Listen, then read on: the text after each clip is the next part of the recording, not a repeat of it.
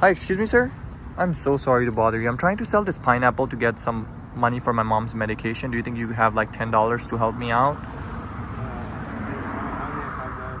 You only have $5? Yeah. I'll take anything, to be honest. Like I'll take anything right now. Whatever you have, I'll take it. Because like I said, I really need this. What were you gonna do with this $5? I was gonna probably go get something to eat. You were gonna buy something to eat for yourself? Yes. Wow. And you still decided to help me instead? Why? Because I have a mom too.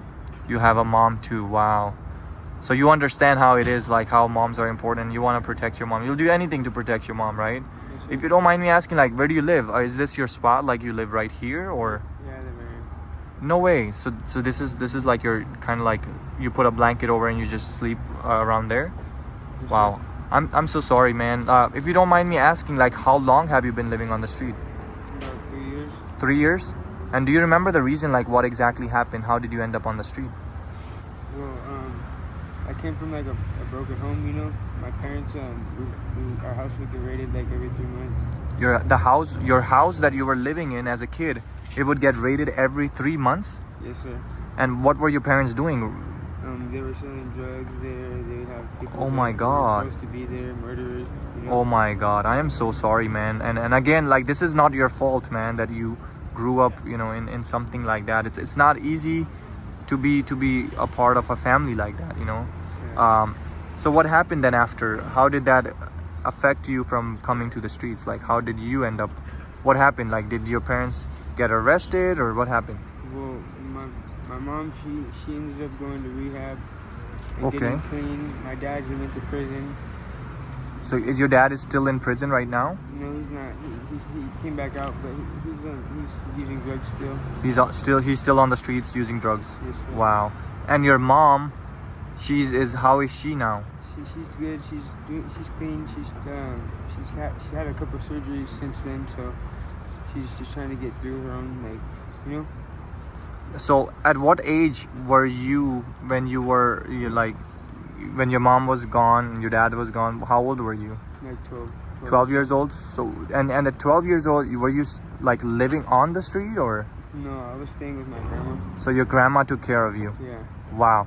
And then when did your mom come back after? Like, did she come back, or? My mom, she came back around probably like I want to say 15. I was 15. So when you were 15 years old and she came back. Yeah. Wow. And is she like super clean and she's good now? If you don't mind me asking, like, did she spend like a couple years, something like that, in the rehab to get better, or how long did she spend? She spent 3 months in rehab, and then she went to a halfway house. Got it. And she's super clean now. Does she know that you are living on the streets? Yeah, she knows that. And okay, so when she came back, she took you back from the grandma, or did she Yeah, live with the grandma? She took us back from the grandma, and she had her own place. So she had her own place. She took you guys back. And how old were you? 15, you said, right? Yeah. And then what happened after? What happened after?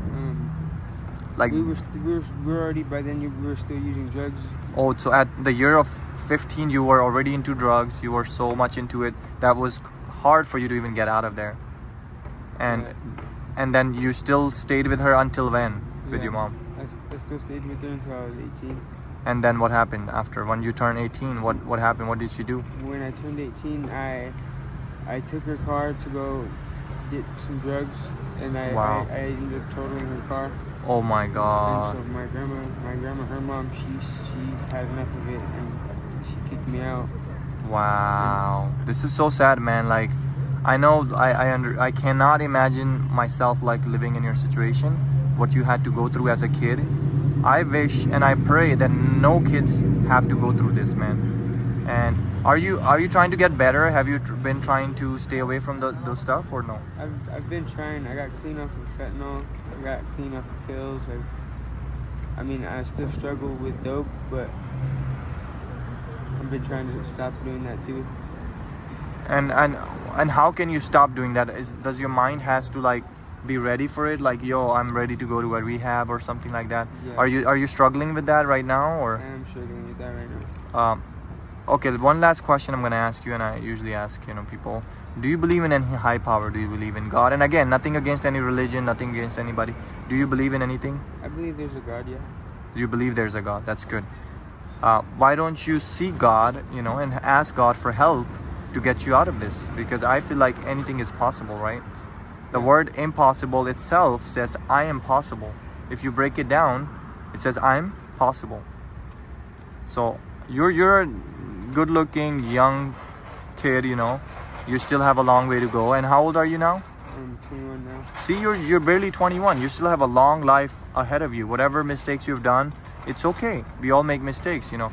But what we want to think of is about the future. How you're gonna do, you know, how you're gonna make things better in the future. How am I gonna make things better? Just keep trying, I guess. Keep trying every day. Every day is a new day. You gotta keep trying. All right, man. Let me give you your $5 back. You know, I didn't really needed the money. This was a social experiment. So what I want you to do, I want you to hold on to this and turn it around and see what it says on there for you. So since you decided to help me out, bro, I wanted to go ahead and do this for you, man. Thank you. But All right, brother. God bless you, man, and you have a blessed day. Okay.